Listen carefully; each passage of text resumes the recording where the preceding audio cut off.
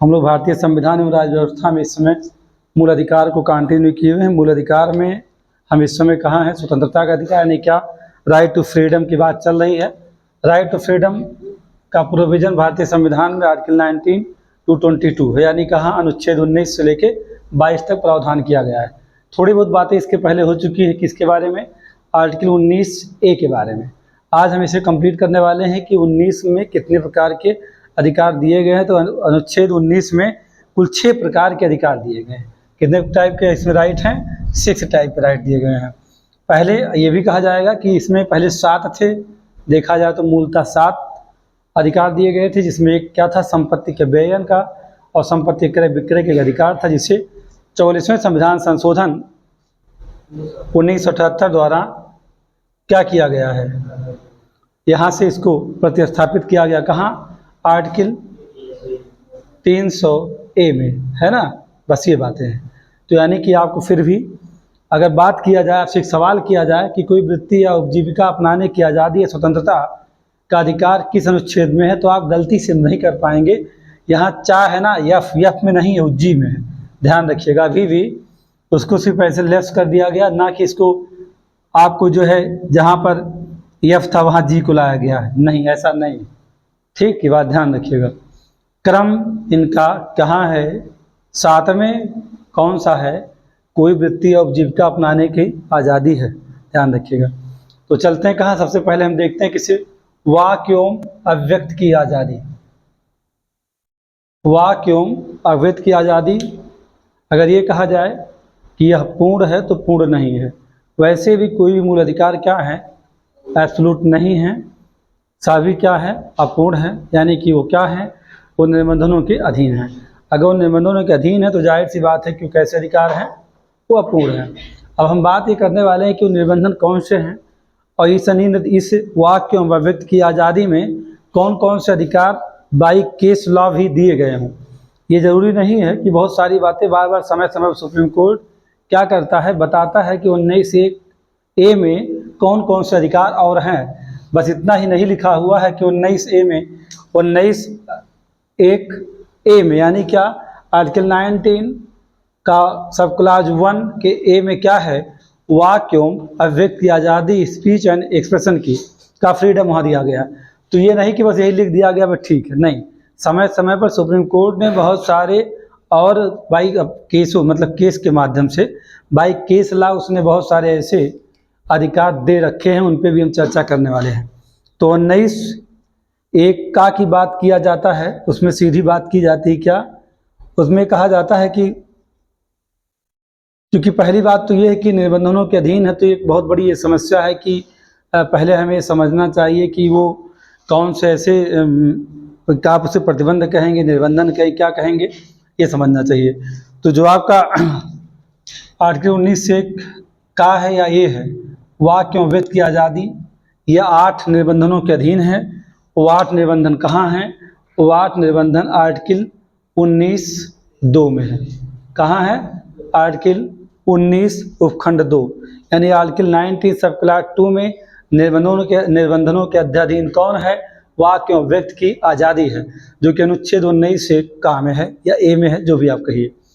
वो कौन से निबंधन हैं? जैसे आपको बोलने से, आपको कुछ लिखने से, है ना, मतलब किसी बात को व्यक्त करने में या किसी कुछ कहने में आपको वहाँ रोक दिया जाएगा जहाँ भारत की अखंडता क्या होगी? खंडित होगी। भारत की पौरसत्ता के खिलाफ आप बोल रहे हो, या आपके ऐसा कुछ बोलने से, ऐसा कुछ एक्सप्रेस करने से क्या होता है कि भारतीय अखंडता पौरसत्ता टूट रही है, तो ऐसी स्थिति में आपको बोलने से रोक दिया जाएगा। दूसरी बात क्या? दूसरा निबंधन है क्या? राज्य की सुरक्षा के हित में। राज्य की सुरक्षा के हित में भी आपको आपकी जो बोलने की आज़ादी है वो आपके पास नहीं रहेगी, यानी राज्य वाक्य एवं अव्यक्त की स्वतंत्रता पर युक्त तरीके से निबंधन लगा सकता है। पहला निबंधन कहाँ लगा रहा है? पहला निबंधन क्या है? भारत की अखंडता एवं पौरसत्ता यदि टूट रही हो आपके ऐसे एक्सप्रेस या कोई स्पीच देने से, तो आपको रोका जाएगा। वहीं आप देखेंगे क्या? राज्य की सुरक्षा के अगर आपके स्पीच या आपके एक्सप्रेशन से क्या होता है, राज्य की सुरक्षा का खतरा उत्पन्न होता है, तो भी आपको बोलने रोक दिया जाएगा। वहीं क्या? विदेशी राज्यों के साथ मैत्रीपूर्ण संबंध यानी कि भारत का जिन देशों के साथ क्या है मैत्रीपूर्ण संबंध है, उस देश के संबंध में अगर आप कुछ लिखते हैं बोलते हैं तो जाहिर सी बात है कि आपको रोक दिया जाएगा, आपका अधिकार ये क्या हो जाएगा, शून्य हो जाएगा, आपको रोका जाएगा। भाई ऐसा नहीं कि आपको पूर्ण अधिकार दिया गया, जो जी में आए वो कह लीजिए।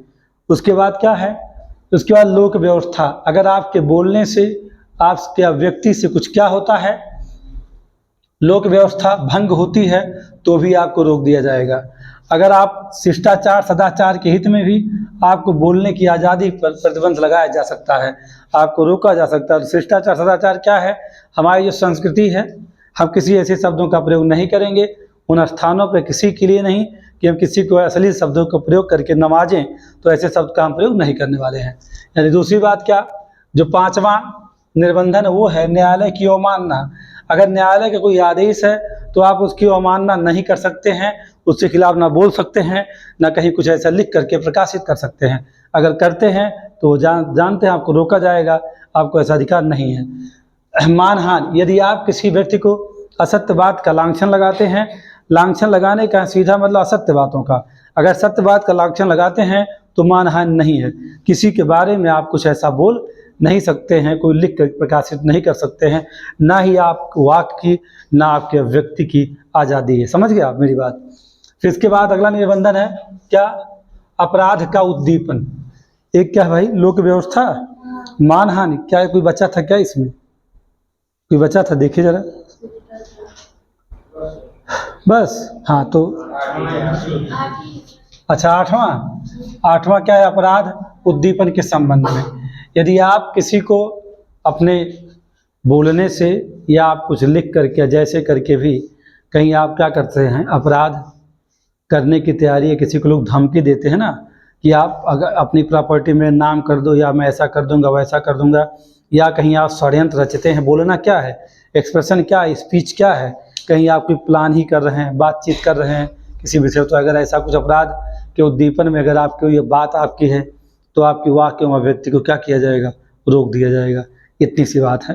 ये 8 निबंधनों के अधीन क्या है, 8 निबंधनों के अधीन आपका 19 से का है जिसमें दिया गया अधिकार वाक्य एवं अभिव्यक्ति की आज़ादी। समझ के बात, ये 8 के निबंधनों के आधार पर ही आपको रोका जाएगा, वो भी जिसका इसका प्रावधान अनुच्छेद 19(2) में है। ये बात ध्यान रखिएगा।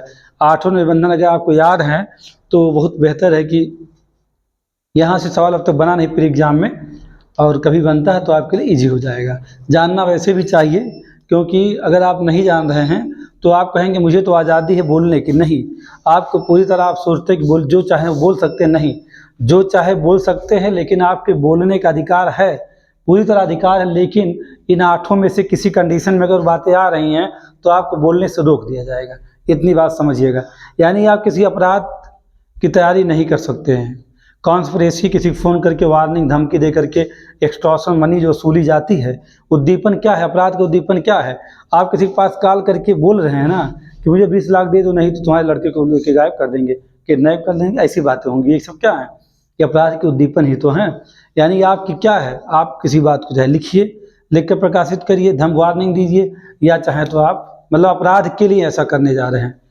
तो अब बात करते हैं किस पर, इस 19(1) का में, यानी 19(1) के अनुच्छेद 19(1) में कौन कौन से अधिकार बाई केस ला आ चुके हैं। जैसे सवाल उठता है कि वाक्य एवं अभिव्यक्ति की आज़ादी में मूल अधिकार में किन्हें किन्हें मान लिया जाए कि वाक्य एवं अभिव्यक्ति की आज़ादी में कुछ और भी अधिकार हैं, सिर्फ ऐसा नहीं है कि सिर्फ बोलने का। कैसा अधिकार आपको, प्रेस की स्वतंत्रता कहाँ है, ये सवाल बार बार पूछा जाता है कि प्रेस की आज़ादी किस अनुच्छेद में है। तो प्रेस की आज़ादी वास्तव में कहाँ है, 19(1) का में निहित है। यानी वाक्य व्यक्त की आज़ादी का जो अधिकार है उसी में निहित क्या है, प्रेस की स्वतंत्रता है। प्रेस की स्वतंत्रता का सीधा मतलब एक केस है साकल पेपर्स लिमिटेड बनाम भारत संघ 1962 का। साकल पेपर्स लिमिटेड में, किस केस में, साकल पेपर लिमिटेड एक केस है। इसी में बाद ये अधिकार दिया गया, किसने दिया है, सुप्रीम कोर्ट ने। सुप्रीम कोर्ट का कहना है, माननीय उच्चतम न्यायालय का, इस केस में कि जो प्रेस की स्वतंत्रता है या कुछ लिखने की जो आप लिखते हैं, जो आप व्यक्त करते हैं, उसकी आज़ादी कहाँ आपको मिली हुई है, 19(1) का में। लेकिन वो भी जो प्रेस की स्वतंत्रता है उसमें भी अगर कोई प्रेस कुछ ऐसा लिख रहा है इन 8 बातों में से किसी में एक में आ रहा है तो उसे उस समाचार या खबरों को प्रकाशित करने से रोक दिया जाएगा। दूसरी बात, ध्वज फहराने का अधिकार। राष्ट्रीय ध्वज फहराने का अधिकार कहाँ है मूल अधिकार के रूप में? ये बाई केस लॉ है, ध्यान दीजिएगा। हमारे संविधान में मूलतः नहीं था। 2004 में केस आया था नवीन जिंदल बनाम भारत संघ 2004 में, जिसमें अधिकार दे दिया गया राष्ट्रीय ध्वज फहराने का हर किसी को अधिकार है। और ये जानते हैं 19 के अधीन क्या है, एक मूल अधिकार है। दूसरा क्या, वाणिज्य भाषण यानी विज्ञापन स्वतंत्रता। कोई भी अगर आप व्यापार कर रहे हैं तो उसके लिए ऐड करने के लिए अगर कोई आप नाटक या कोई ऐसा ड्रामा टाइप चीज़ बना रहे हैं, अपनी बात कह रहे हैं, विज्ञापन करने के लिए बोल रहे हैं, या आप कहीं अभिव्यक्त कर रहे हैं या कहीं प्रकाशित करवा रहे हैं, तो वह भी आपको अधिकार, यानी विज्ञापन का अधिकार कहाँ है? 19 में है। इसके बाद आप देखते हैं क्या, जानने का अधिकार, राइट टू नो। आपको जानने का अधिकार कहाँ मिलता है? इसे मिलता है। अब आप कहेंगे राइट टू नो यहाँ तो आरटीआई भी, हाँ राइट यहीं पे आरटीआई आपकी है, यानी जनसूचना का, सूचना का अधिकार कहाँ मिलेगा? इसे मिल जाएगा। तो दूसरा क्या, मतदाता को सूचना का अधिकार। क्या आपसे पूछा जाए क्या मतदाता को सूचना का अधिकार एक मूल अधिकार है, तो किस अनुच्छेद में है? मतदाता को सूचना का अधिकार जानते कहाँ है? मतदाता को सूचना का अधिकार अनुच्छेद 19 में है। ध्यान रखिए, मैंने कहा ये सारे अधिकार हमें बाई केस लॉ मिले हुए हैं। कैसे मिले हैं? बाई केस लॉ मिले हुए हैं। ये सारे के सारे अधिकार जो आप देख रहे हैं, इनको पता होना चाहिए, क्योंकि यहाँ सवाल प्री में पूछा जा चुका है, और नहीं भी पूछा गया तो आने वाले एग्जाम में, किसी एग्जाम में पूछा जरूर जाएगा।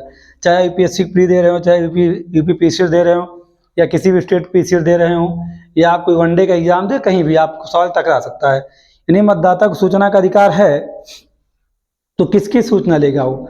मतदाता अपने एरिया में जिसके यहाँ जो प्रत्याशी चुनाव लड़ते हैं, उम्मीदवार जिन्हें कहते हैं आप, उम्मीदवार के आपराधिक रिकॉर्ड के बारे में, क्या उसे कभी दंड दिया गया, नहीं दिया गया है, कभी ऐसा तो नहीं कि वो अपराधी है, वो दंडित किया गया है, उसकी संपत्ति कितनी है, उसकी देनदारी क्या है, उसकी एलिजिबिलिटी क्या है, यानी कि एजुकेशनल क्वालिफिकेशन क्या है उसके उम्मीदवार की, ये जानने का अधिकार कहाँ मिलेगा उसे? 19 में मिलेगा। फिर आप देखते क्या है, चुप रहने का अधिकार। चुप रहने का अधिकार इमैनुअल बनाम केरल राज्य 1986 का है। चुप रहने का अधिकार कहाँ मिला हुआ है? जहाँ बोलने का अधिकार मिला है ना, वहीं by case law supreme court ने क्या किया है, एक कॉन्सेप्ट डेवलप किया है। कहाँ, किसमें? इमैनुअल बनाम केरल राज्य में।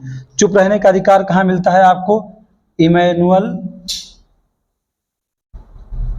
बनाम केरल राज्य में 1986 में। और इसमें जानते क्या है, चुप कहाँ रहना है? राष्ट्रगान। राष्ट्रगान हो रहा हो और मान लीजिए किसी का धर्म, बहुत सारे धर्म ऐसे हैं जो कहते हैं कि हम इसे नहीं गा सकते हैं, तो वहाँ पर क्या क्या राष्ट्रगान गाने का अगर, या राष्ट्रगीत जो होता है कहीं भी बहुत सारे विद्यालय में होता है, अगर वहाँ आप नहीं गाना चाहते हैं तो वहाँ चुप रहने का अधिकार आपको मिला हुआ है। कहाँ? 19 में। यानी इमैनुअल बनाम केरल राज्य में यही मामला था कि राष्ट्रगान हो रहा था, कुछ लोग चुप खड़े रहते थे, और उसके बाद एक केस किया गया कि ऐसा होना नहीं चाहिए। सुप्रीम कोर्ट ने कहा नहीं भाई, 19 में जैसे बोलने की आज़ादी है ना, वैसे चुप रहने का भी अधिकार है। तो हाथ बांध के आप सम्मानित तरीके से राष्ट्रगान ना गाइए, लेकिन खड़े रहिए, ऐसा नहीं कि वहाँ हुड़दंग मचाएंगे, ये नहीं कर सकते हैं। दूसरी बात क्या, सूचनाओं तथा समाचारों के माध्यम से आप कुछ ऐसा जानते हैं जिसमें प्रेस की आज़ादी भी आती है, आप क्या करते जान सकते हैं। नेक्स्ट क्या है, विदेश जाने का अधिकार। विदेश जाने का भी अधिकार मेनका गांधी बनाम भारत संघ 1978 का है, जिसको जो अधिकार कहाँ मिला, 19 के अधीन है।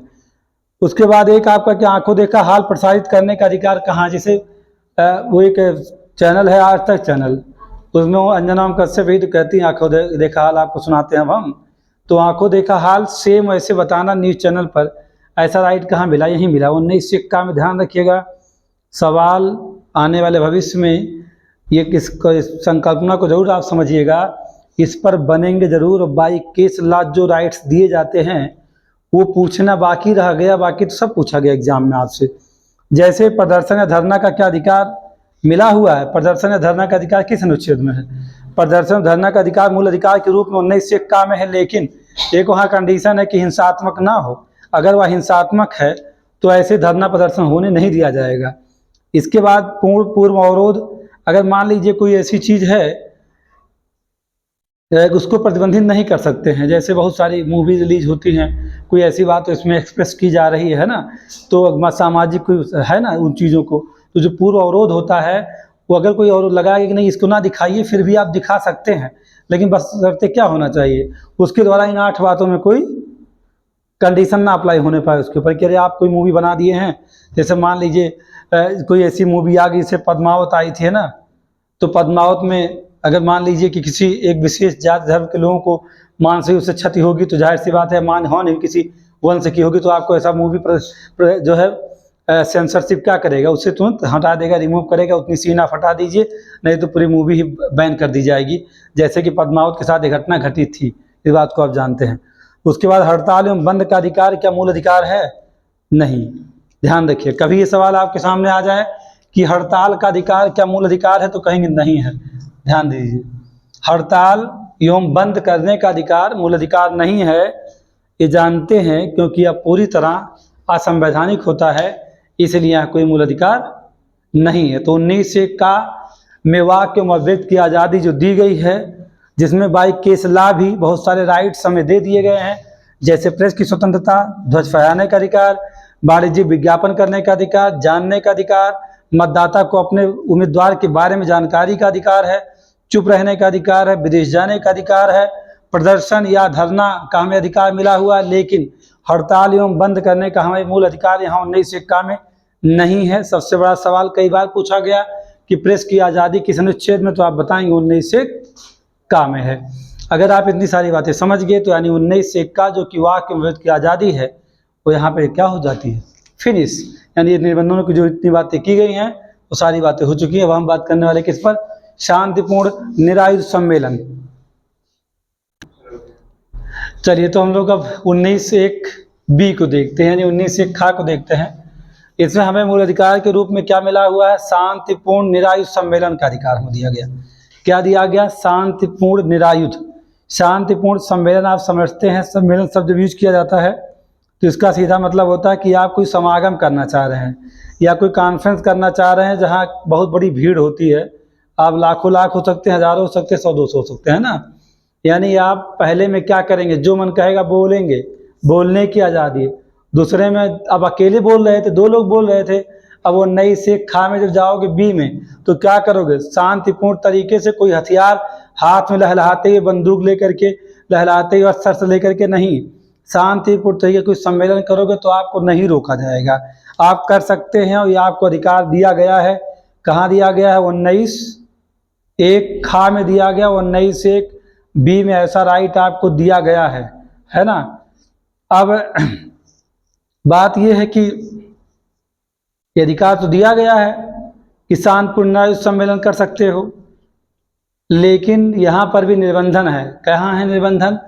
निर्बंधन लगाया गया है आर्टिकल 19 उपखंड 3, यानी आर्टिकल 19 सब क्लास 3 में कहा गया क्या? आपको कोई भी सम्मेलन करने से रोक दिया जा सकता है। कब? जब आपके उस सम्मेलन से देश की प्रभुसत्ता अखंडता को क्या हो रहा है? वो टूट रही हो, या वो खत्म हो रही, छीण हो रही हो, ऐसी बातें की जाती है। अगर छीण हो रही है तो ऐसे कंडीशन में क्या होगा? आपको यह अधिकार नहीं दिया जाएगा कि आप सम्मेलन करिए। यानी लहलहाती ही बंदूक हाथ में लेकर के आप कोई सम्मेलन क्या कर सकते हैं? नहीं कर सकते हैं। यही यहाँ कहने का मतलब किसका है? जो पहला आपका, ये चूंकि वहाँ भी है 1901 में भी ये निर्बंधन है, वही 1901 में निर्बंधन है। 1901 का निर्बंधन जो 1902 में है ना, वही यहाँ 1903 में 1901 के लिए है। ध्यान दीजिएगा, वह आर्टिकल 19 सब क्लास बी का निबंधन कहाँ है? अनुच्छेद यानी आर्टिकल 19 सब क्लास 3 में प्रभुसत्ता अखंडता, यदि भारत की प्रभुसत्ता अखंडता टूट रही हो, आप छेड़ कर रहे हैं, तो निबंधन को आपको ऐसा सम्मेलन करने से रोक दिया जाएगा। और दूसरा क्या निबंधन है? लोक व्यवस्था के हित में, अगर आप ऐसा सम्मेलन कर रहे हो कि हाँ उकसा रहे हो, दंगा फसाद करवाने के लिए आप लोगों को क्या भाषण दे रहे हो, का सम्मेलन किस बात से कर रहे हैं कि आप ऐसी जैसे वैसी बोलते रहते हैं, कभी कभी भड़काऊ भाषण आप दे रहे हो कि समाज में, कि देश में क्या हो सकता है, लोक अव्यवस्था उत्पन्न हो सकती है। तो ऐसे कंडीशन में भाई आपको क्या किया जाएगा? सीधी बात है कि आपको अब सम्मेलन नहीं करने दिया जाएगा। और ये ध्यान रखिएगा, लोक व्यवस्था के हित में निबंधन 19(1) में जो मूल अधिकार है वाक्य में व्यक्ति के लिए, जो निबंधन 19(2) में है वहाँ भी यही है। तो याद करना तो आसान है। जब आप 19(1) में जो 8 निबंधन हैं उन्हें याद कर लेते हैं तो 19(3) का निबंधन याद रहेगा क्या, कि सम्मेलन करने से आपको रोका जाएगा इस सिचुएशन में। समाज में सांप्रदायिक विक्षोभ ना पैदा करिए। आपकी भाषा से क्या नहीं होना चाहिए, कोई सांप्रदायिक विक्षोभ ना, लोक व्यवस्था क्या यही तो है, सांप्रदायिक विक्षोभ ना पैदा हो। देश में आंतरिक विद्रोह करना या करने के लिए किसी भड़काइए नहीं। समाज में अशांति ना फैलाइए और समाज में कभी भी अपशब्द बोलने का प्रयास ना करिए। इतनी बातें किसके लिए हैं, अगर ऐसा आप कर रहे हैं तो आपके ऊपर रोक दिया जाएगा। अब पहले में बोला था जी भर के, दूसरे में क्या कॉन्फ्रेंस करेंगे सम्मेलन, तीसरे में जी नहीं भरा तो 19(c) अधिकार दिया, यानी क्या संगठन या संघ बनाने की आज़ादी। आप क्या कर सकते हैं, संगठन बना सकते हैं, संघ बना सकते हैं। किस बात का, पहले अकेला था, बोला, एक दूसरे से बात किया, वाक्य में व्यक्ति 19(1) का। फिर 19(1)(b) में क्या कहा, यानी खा में कहा शांतिपूर्ण निरायुध सम्मेलन करो बिना शस्त्र के, बिना अस्त्र और शस्त्र के सम्मेलन करो। फिर क्या कहा तीसरे में, यानी 19(1)(3) कहिए चाहे 19(1)(c) कहिए या गा कहिए, संगठन एवं संघ बनाने की आज़ादी। आप कोई भी संगठन बना सकते हैं, लेकिन ऐसा संगठन भाई आप नहीं बना सकते हैं जो क्या हो, जो अवैध हो। किसी अवैध संगठन का क्या निर्माण कर पाएंगे। एक बात और बता दें आपको, प्रभुसत्ता अखंडता जब आता है निबंधन के लिए तो ये बात ध्यान रखिएगा, क्योंकि यहाँ वो नई संगठन या संघ बनाने की जो आज़ादी है ना, यह हमें कहाँ 19(4) यानी क्या, अनुच्छेद 19 के उपखंड 4 के निबंधनों के अधीन है, जहाँ क्या लिखा गया, पहले प्रभुसत्ता में अखंडता की बात यहाँ भी की गई। प्रभुसत्ता का सीधा मतलब होता है कि अलगाववाद को बढ़ाने वाले कथन आप नहीं बोलेंगे, तो अलगाववाद को बढ़ावा देने वाले किसी संगठन की स्थापना नहीं कर सकते हैं, यही मतलब है। जैसे जम्मू कश्मीर में था, अलगाववादी संगठन बांग्लादेश में एक्टिव हुआ तो बांग्लादेश के तहत नहस हो गया, तो भारतीय अखंडता कब टूटेगी, प्रभुसत्ता कब टूटेगी। यानी अलगाववाद को बढ़ावा देने वाला कोई आप संगठन नहीं बनाएंगे, और ना ही कोई अलगाववाद को बढ़ावा देने वाली भाषा बोलेंगे। भाषा बोलोगे तो कहाँ रोका जाएगा, यहीं रोक दिया जाएगा। 19(1) का 19(2) में जो उसका निबंधन है, शांतिपूर्ण निरायुध सम्मेलन में भी वही बातें हैं। अगर अलगाववाद करने वाला कोई सम्मेलन कर रहे हैं तो रोक दिया जाएगा।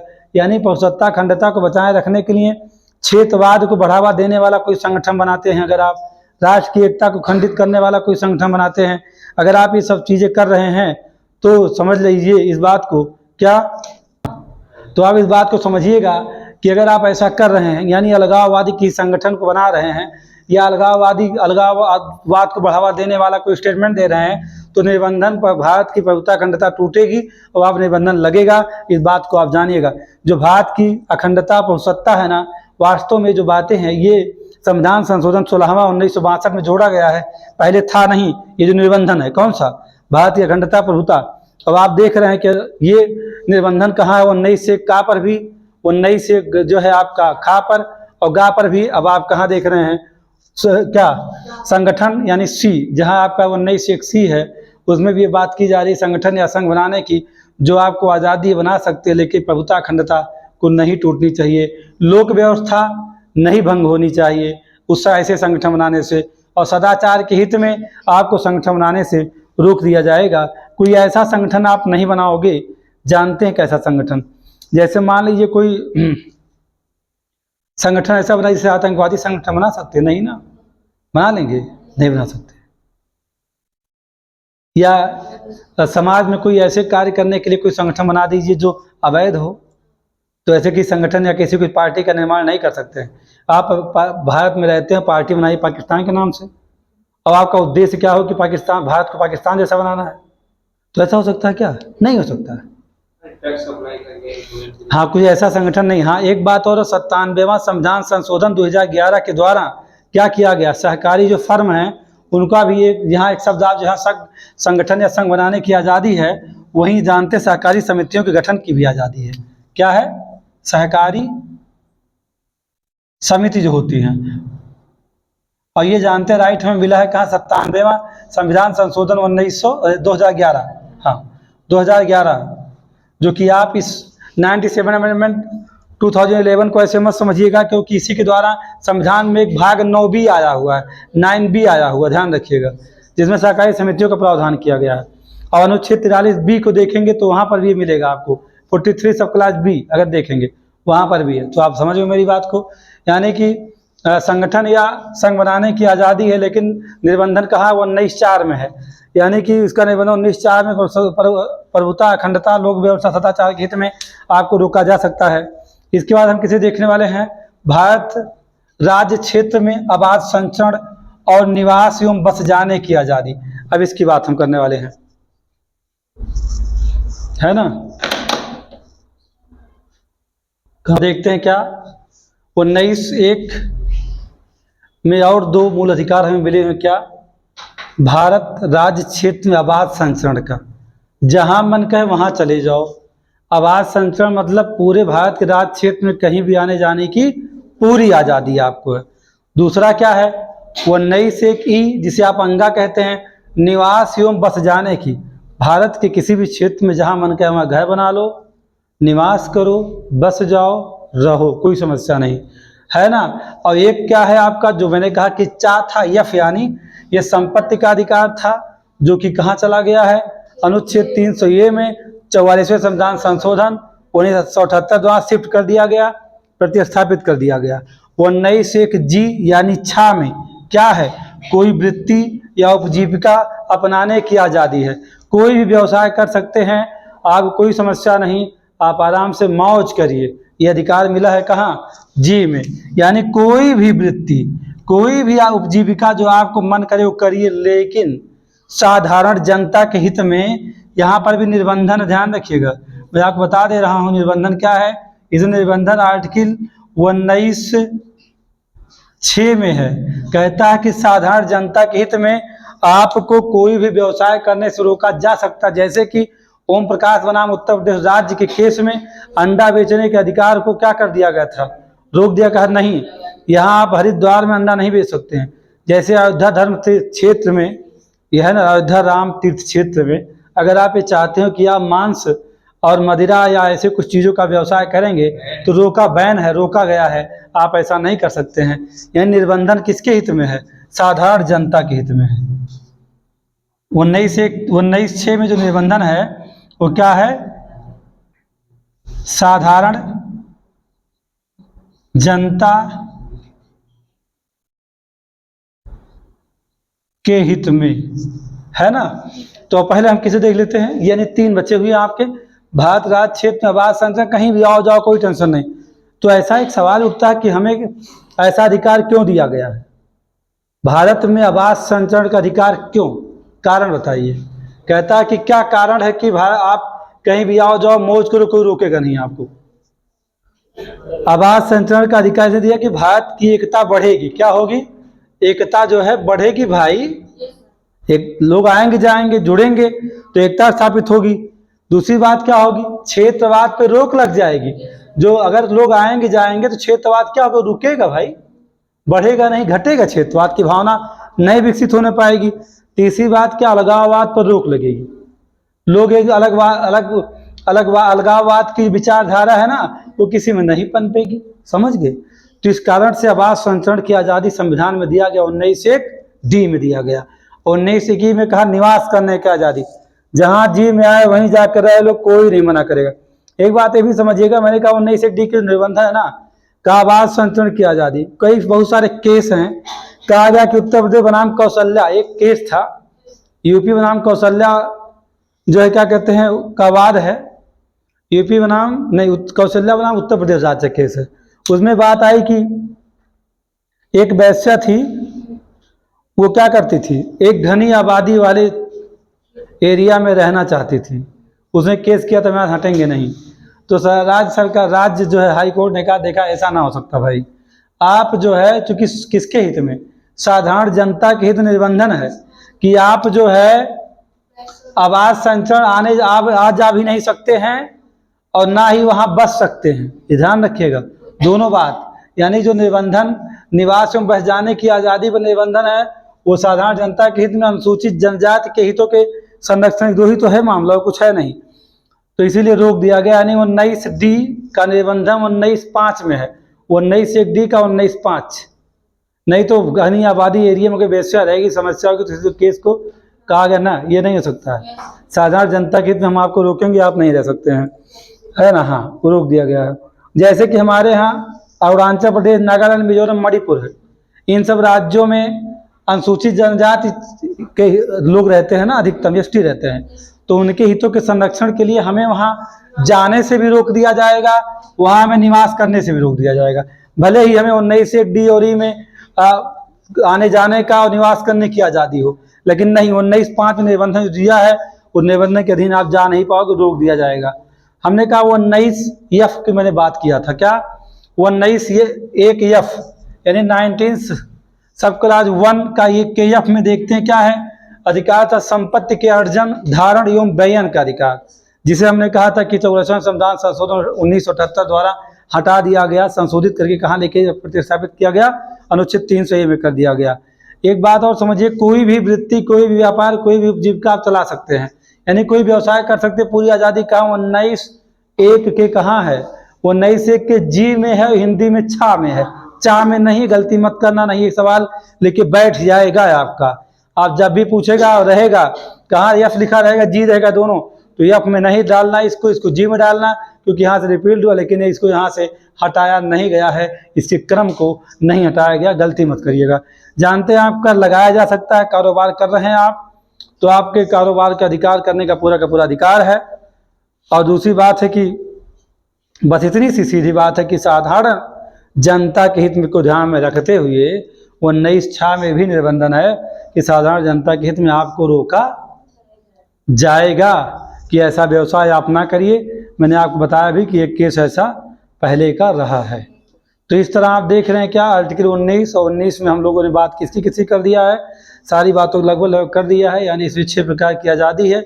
अगर सिंपली आपको याद करना तो बड़ा आसान है, कैसे याद करेंगे हम, 19 के सब क्लास 1 में, यानी 19 के उपखंड 1 में क्या है, 6 प्रकार के मूल अधिकार हैं, 6 प्रकार की वाक्य और व्यक्ति जो आप देख रहे हैं इसके टाइटल्स है, उसमें 6 टाइप के राइट्स हैं। सीधा पहले बोलने की आज़ादी, मन नहीं भरा तो क्या करोगे, सम्मेलन करो, संगम बनाओ, 10 लोग इकट्ठा करो, बोलो। कहाँ बोल रहे थे, सम्मेलन को, लेकिन शांतिपूर्ण तरीके से करो। पहले कहाँ घर के अंदर बोल रहे थे, मोहल्ले में बोल रहे थे, अब जा रहे हो चौक में बोलने के लिए, मेन सिटी के हृदय स्थल बोलोगे अब। यानी संगम सम्मेलन करो, लेकिन हथियार नहीं मन भरा तो कहो संगठन बनाएंगे भैया, हम संगठन बनाएंगे, संघ बना लो, पूरी आज़ादी 19(1)C में आपको है। फिर आपने कहा संगठन बन गया, आप संगठन को यूपी से हम बाहर ले जाएंगे, तो यानी यूपी से बाहर ले जाओगे तो कहाँ MP लेके जाना है, तो आज़ादी है, संगठन बना लो, आवाज संचरण की आज़ादी है, लेकिन निबंधन याद रखें साधारण जनता के हित में तुम्हारा संगठन शायद ना जाने पाए। निवास कहो, संगठन मेरा गया MP में तो वहाँ ऑफिस बनाना पड़ेगा, तो ना निवास करने का आपको, अब ऑफिस बन गई तो जाहिर सी बात आप बस गए वहीं, तो फिर वहाँ जो काम करने लोग थे कि भैया कोई 3 टप्पड़ दुकान डाल दी, चाय वाय बेची का यहाँ, तो यानी आपको ये उपजीविका भी अधिकार दिया। आप ऐसे कहानी बनाएंगे तो आपको याद हो जाएगा। 19 निबंधन की बात करेंगे तो 19(1) में सीधा जो 19(1) का निबंधन 8 निबंधन है, 19(2) में है, बहुत ईजी हो जाएगा। एक बार दोबारा इसको बहुत अच्छे से समझ लीजिएगा आप, 1-2 बार रिवाइज करेंगे तो आपको आसानी से समझ बातें आ जाएंगी, और बहुत ही ध्यान से एकाग्र होकर सारी बातों को सुनेंगे तो 19 आपके ब्रेन के अंदर एक कील जैसे चुभेगी जो कभी भूलेगी नहीं, सारी बातें इसकी याद रहेंगी। बहुत ही महत्वपूर्ण है ये, क्या, freedom to speech and expression, ये राइट्स ऐसा ही है जो बहुत ही महत्वपूर्ण है। अच्छा लगता है जरूर शेयर करिए, धन्यवाद।